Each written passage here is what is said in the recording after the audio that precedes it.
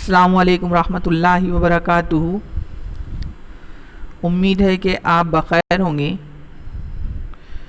بیٹے پچھلے یہ لیسن ہمارا جو چل رہا ہے حقوق کے بارے میں، تو اس کے اندر میں سب سے پہلے ہم نے پڑھے تھے کہ ملاقات کے حقوق، ملاقات مانا ایک دوسرے سے مل رہے تو کس طرح ملنا چاہیے۔ اس کے بعد گفتگو کے آداب بتلائے گئے تھے کہ کس طرح ہم کو بات کرنا ہے سامنے والے سے، کس طرح ان کے ساتھ رہنا ہے۔ اب اس کے آگے جو بتلایا گیا ہے کہ معاشرت میں رہنے کا طریقہ ہم کو بتلایا گیا ہے ان حقوق میں۔ اب وہاں پر 1 by 1 جو ہے تو حقوق بتلائے گئے، ایک کے بعد ایک حقوق بتلائے کس کے حق ہمارے اوپر میں ہے کہ ہم کو وہ کس طرح ادا کرنا ہے۔ تو سب سے پہلے یہاں پر دیکھو آپ کی کتاب میں زیر نظر ہے کہ ماں باپ کے حقوق۔ ماں باپ جو ہوتے ہیں یہ اللہ تعالیٰ کی بہت بڑی نعمت ہے، کہ جتنی نعمت اللہ تعالیٰ نے ہم پر نازل کی ہے تو سب سے بڑی نعمت جو ہے تو ماں باپ کی ہوتی ہے، کہ دنیا میں سب سے اہم چیز جو ہے تو ماں باپ ہے۔ روپیہ پیسہ، ہم خود دیکھا جائے ہماری جان، یہ بھی اس سے پیچھے ہے۔ سب سے پہلے کیا ہے؟ ماں باپ ہے۔ تو یہ ماں باپ کے حق ہمارے اوپر میں کیا ہے وہ ہم کو یہاں پر بتلائے گئے ہیں۔ تو نیچے دیکھیں گے آپ اور انگلی رکھیں گے اور سمجھیں گے۔ بندوں کے حقوق میں سب سے بڑا حق ماں باپ کا حق ہے۔ بندے مانا جتنے بھی دنیا میں لوگ ہیں ان کو بندے کہتے ہیں۔ تو یہ بندے جو اللہ تعالیٰ کے، تو تمام بندوں میں سب سے بڑا حق کس کا ہے؟ ماں باپ کا ہے۔ ماں باپ کی خدمت، ان کی مدد، ان کی عزت و عظمت اور ان کی احسان مندی سب سے پہلا فرض ہے نا۔ ماں باپ کی خدمت کرنا، ان کی مدد کرنا، ان کی عزت اور عظمت مانا ان کی بڑائی، اور ان کے ساتھ احسان مندی سب سے پہلا فرض ہے۔ احسان مندی مانا اچھا سلوک کرنا ان کے ساتھ۔ اللہ تعالیٰ نے اپنی کتاب میں ماں باپ کے ساتھ اچھے سلوک کی تائید فرمائی ہے نا۔ اللہ تعالیٰ نے اپنی کتاب میں مانا کلام پاک میں اللہ تعالیٰ نے ماں باپ کے ساتھ اچھے سلوک کی تائید فرمائی ہے۔ جیسا کہ سورہ روم میں دیکھیں گے آپ کہ سورہ روم میں ایک آیت ہے کہ اللہ تعالیٰ نے وہاں فرمایا کہ تم جو ہے تو ماں باپ کی اطاعت کرو۔ تو وہ اگر آپ دیکھیں گے اس کی تفسیر میں پڑھیں گے تو وہ سعد ابن ابی وقاص کے بارے میں فرمائی گئی ہے کہ سعد ابن ابی وقاص جو تھے تو یہ مسلمان ہو چکے تھے، اور ان کے ماں باپ جو تھے تو انہوں نے ایمان قبول نہیں کیا تھا۔ تو سعد ابن ابی وقاص رضی اللہ عنہ جو تھے تو وہ ان کے پاس آیا جایا کرتے تھے۔ کسی بات پر وہ کیا ہو گئے تھے، ہم مفہوم بتلا رہے، کسی بات پر وہ ناراض ہو گئے تھے تو وہاں پر وہ آیت نازل کی تھی۔ اللہ تعالیٰ نے اپنے کلام پاک میں آیت نازل کی اور فرمایا کہ تمہارے ماں باپ کی اطاعت کرو اس وقت تک جب تک کہ وہ تمہارے دین میں دخل نہ دیں، ہے نا۔ دین کی باتوں میں اگر ماں باپ دخل دے رہے ہیں تو اس میں تم ان کی اطاعت مت کرو، مانا ان کی فرما برداری مت کرو، لیکن دوسری باتوں میں، دنیاوی باتوں میں ان کی اطاعت کرنا ہے۔ تو وہ اس آیت کو اگر دیکھے اور اس واقعے کو اگر دیکھے تو وہاں کیا نظر آ رہا ہے کہ ان کے ماں باپ کافر تھے۔ ان کے لیے یہ جب اللہ تعالیٰ نے اپنے کلام میں فرمایا کہ ان کے ساتھ حسن سلوک کرو سعد ابن ابی وقاص رضی اللہ عنہ کو، تو مسلمان ماں باپ کے ساتھ کتنے زیادہ حسن سلوک کرنے کی تائید فرمائی گئی ہوں گی۔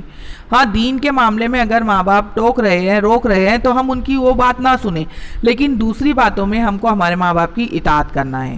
اور آگے فرمایا اور ہر جگہ اپنے شکر کے ساتھ ماں باپ کا شکر ادا کرنے کی وصیت کی۔ وصیت مانا کہ ایک بات کو بہت زیادہ تائید کے ساتھ کہنا۔ وصیت کسے کہتے ہیں؟ جیسا کہ کوئی مرنے والا اگر مر رہا ہے اور کسی بات کا کہہ رہا ہے کہ فلاں کے ساتھ یہ کرنا ہے یا یہی بات کرنا ہے، تو ہمارے اوپر میں فرض ہو جاتا ہے کہ اس کو پورا کریں، اس کو وصیت کہتے ہیں، جو ضروری بات ہوتی ہے۔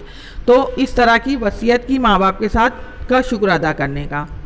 اللہ آگے فرمایا پیارے رسول صلی اللہ علیہ وسلم تو یہاں تک فرماتے ہیں کہ ماں باپ ہی تمہارے حق میں جنت ہے اور ماں باپ ہی تمہارے حق میں جہنم ہے، یعنی ماں باپ کی خدمت اور اطاعت کر کے ہی تم جنت حاصل کر سکتے ہو، اور ان کی نافرمانی کر کے تم جہنم کا ایندھن بن سکتے ہو۔ ایندھن مانا وہ جو جلانے کے لیے لکڑیاں وغیرہ جمع ہوتی ہے نا، اسے ایندھن کہتے ہیں، لکڑیوں کا جو جمع کی جاتی ہے۔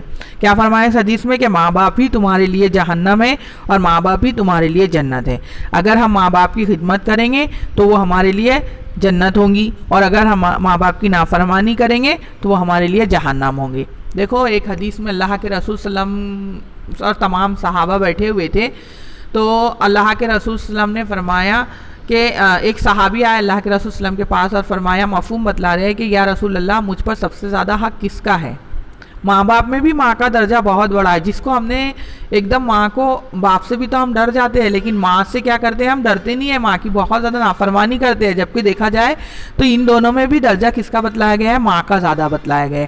کہ فرمایا، اس حدیث کے تھرو آپ کو سمجھ میں آ جائے گا کہ ماں باپ، اس شخص نے فرمایا کہ یا رسول اللہ صلی اللہ علیہ وسلم کہ سب سے زیادہ حق مجھ پر کس کا ہے؟ تو اللہ کے رسول صلی اللہ علیہ وسلم نے فرمایا تیری ماں کا۔ پھر فرمایا یا رسول اللہ صلی اللہ علیہ وسلم، اس کے بعد تو اللہ کے رسول صلی اللہ علیہ وسلم نے فرمایا تیری ماں کا۔ پھر فرمایا یا رسول اللہ صلی اللہ علیہ وسلم، اس کے بعد کس کا حق ہے؟ تو اللہ کے رسول صلی اللہ علیہ وسلم نے فرمایا تیری ماں کا۔ پھر فرمایا یا رسول اللہ صلی اللہ علیہ وسلم، اس کے بعد کس کا ہے؟ تو فرمایا تیرے باپ کا۔ اس حدیث کو آپ نے غور سے سنے ہوں گے تو آپ کو سمجھ میں آئے گا کہ متواتر 3 بار اللہ کے رسول نے کس کا نام لیا؟ پہلے ماں کا لیا۔ ماں کے ہمارے اوپر میں ماں کا بہت زیادہ حق ہے۔ فرمایا کہ اللہ تعالیٰ نے ماں کے پیروں کے نیچے جنت رکھی ہے، اور اس کے بعد باپ کا۔ یہ نہیں کہ اب ماں کا وہ بتلایا تھا ماں کی عزت کریں گے، اب باپ کو اٹھا کے پھینک دیں گے، نہیں، ہم کو باپ کی بھی اتنی عزت کرنا ہے کہ باپ ہمارے لیے جو ہے تو جنت کا دروازہ فرمائے گئے۔ بہت عالیشان جنت ہے ہماری اور دروازہ کھلا نہیں ہے تو کیا کام کی ہے؟ اس لیے دونوں کی جو ہے تو خدمت کرنا، دونوں کی مدد کرنا، دونوں کی فرما برداری کرنا ہمارے لیے ضروری ہے۔ اور ماں کا حق اس لیے زیادہ فرمایا گیا حدیث میں کہ ماں ہمارے لیے زیادہ تکلیفیں اٹھاتی ہے۔ باپ ہمارے لیے کماتا ہے، ہماری پرورش کرتا ہے، لیکن ماں زیادہ تکلیف اٹھاتی ہے کہ پیدا جب ہم ہوتے ہیں، جب ہم پیدا بھی نہیں ہوتے تو اس وقت سے ہماری ماں جو ہے تو ہمارے لیے تکلیف اٹھاتی ہے۔ 9 مہینے ہم کو جو ہے تو اپنے پیٹ میں رکھتی ہے۔ جیسا کہ اگر ہم ایک 10 کلو کا، 5 کلو کا یا 2 کلو کا بوجھ لے کر چلو تو زیادہ دیر چل سکتے ہیں کیا؟ نہیں چل سکتے، لیکن ماں ہم کو جو ہے تو اتنا وزن لے کر پورے 9 مہینے ہم کو لے کر چلتی ہے، پھرتی ہے، اٹھتی ہے، بیٹھتی ہے، اس میں اس کو کتنی تکلیفیں ہوتی ہے، پھر ہم کو پیدا کرتی ہے ماں۔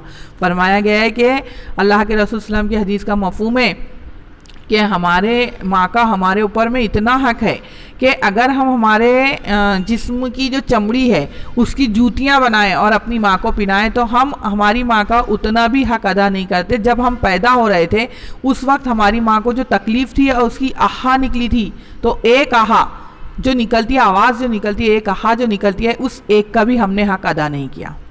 کتنا حق ہے نا، کتنی چیخیں، کتنی تکلیف ہماری ماں نے اس وقت اٹھائی تھی، لیکن ایک جو رہتا ہے، 1 سیکنڈ کا جو وقت ہے، اتنا بھی ہم نے اس کا حق ادا نہیں کیا۔